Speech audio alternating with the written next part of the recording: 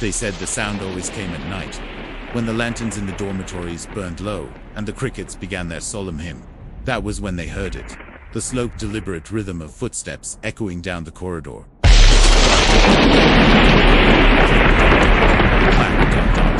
Every girl at St. Anne's Girls' College knew the sound. It was the music of fear, the whisper of punishment that lingered long after lights out. They called her Madame Koi Koi, the ghost of a schoolteacher whose red heels never stopped walking. Kyuma had heard the stories since her first night at the boarding school. Older girls whispered them under their blankets. Tales of a beautiful, proud teacher who had died a cruel death and now haunted anyone foolish enough to mock her. Kyoma, ever the skeptic, never believed them. She thought it was just a silly story to scare the new students, a rite of passage. But tonight, in the heart of the rainy season, as the dormitory light flickered and a storm raged outside, she was about to learn that some legends are born from truth. The sound came softly at first, almost lost in the drumming of rain on the zinc roof. Amaka, on the bunk above her, stirred. "Did you hear that?" Kyoma whispered, her voice barely audible over the wind. Amaka mumbled, half asleep. "It's just the matron doing her rounds." Kyoma shook her head, even though no one could see her in the gloom. "No," she breathed, her heart beginning to pound. "Matron no wear heels." The dormitory was silent again, holding its breath. The only sound was the wind hissing through the broken shutters, like a restless spirit trying to get in. Then, the sound came once more, closer, this time, clearer. Click ... clack ... click ... clack ... It was right outside their door. A soft whimper escaped from the far corner of the room. Funk, the oldest and bravest girl in their dorm, sat bolt upright, her eyes wide with terror in the dim light. "Don't say her name," she hissed, her voice trembling. "If you call her, she'll come." As if on cue, a massive clap of thunder rolled across the sky, shaking the very foundations of the old building. The single lantern in the room sputtered violently, its flame dancing wildly before it was extinguished, plunging them into absolute darkness. In that sudden, terrifying blackness, the clicking stopped. For a fleeting moment, a collective sigh of relief seemed to pass through the room. They thought it was over. Perhaps it was just the storm playing tricks on their ears. Then, a slow, drawn-out creak echoed through the dorm. The door was opening. But who was Madame Koi Koi? Was she always a phantom of the night? No. Long ago she had been real, a teacher named Ms. Agnes, flesh and blood, known for two things, her striking beauty and her fierce, unyielding pride. She was also known for the bright red heels she wore every single day, a splash of defiant color against the drab school uniforms. The sound of her clicking heels was the school's unofficial clock, a signal that she was near. And wherever she went, an aura of respect, born from fear, followed. She demanded perfection and punished any perceived slight, with a cold severity that left students trembling. The story goes that her downfall began with a moment of childish mockery. One afternoon, a girl named Ngiozi, known for her playful spirit, mimicked Ms. Agnes's distinctive walk in front of the class. The other students burst into laughter, but the laughter died the moment Ms. Agnes turned around. The slap she delivered to Ngiozi's face echoed like a gunshot, silencing the entire school. That night, a few of Ngiozi's friends decided they'd had enough. They sought revenge. They waited until Ms. Agnes stayed behind late to mark assignments, a common habit of hers. Creeping up to the classroom, they locked her in. For their final, cruel trick, they poured a strong adhesive on the floor near her desk. They imagined her struggling, her precious red heels stuck fast. But their prank turned to horror.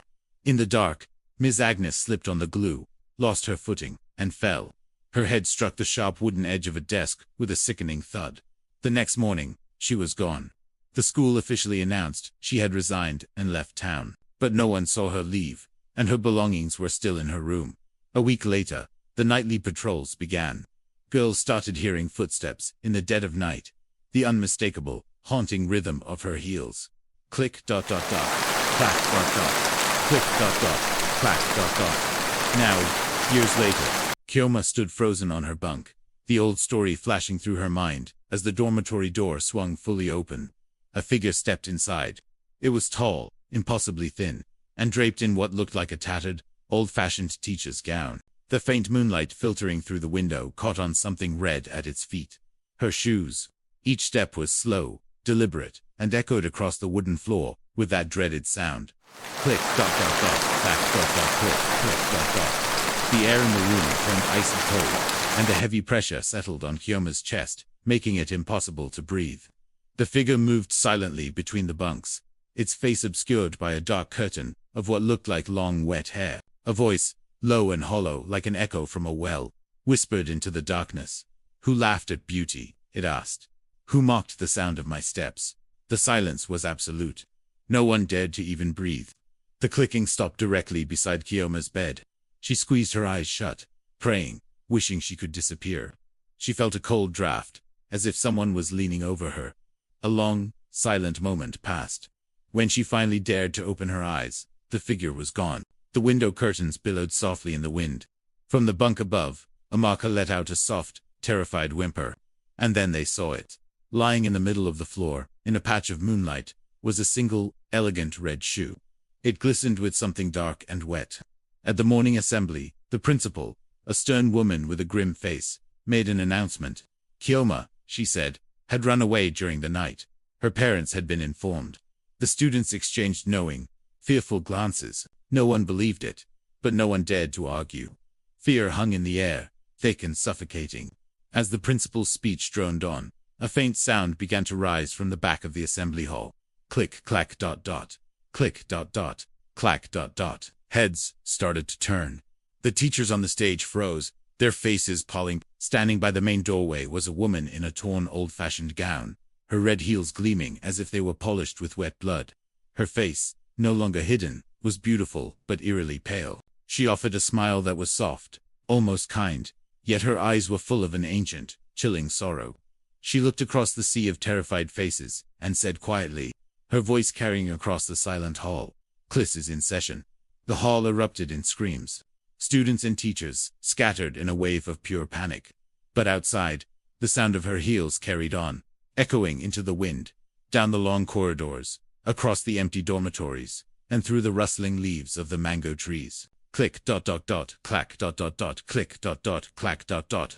And they say that even now, on nights when the rain won't stop falling, if you happen to be near the old, abandoned grounds of St. Anne's, and you listen very, very closely, you can still hear her walking, forever walking, looking for the next person who dares to laugh in the dark. Thank you so much for joining me on this terrifying journey into the legend of Madame Koikoi. If you enjoyed this story and want to hear more tales that will keep you up at night, make sure to hit that like button and subscribe to the channel. Don't forget to ring the notification bell so you never miss a new video.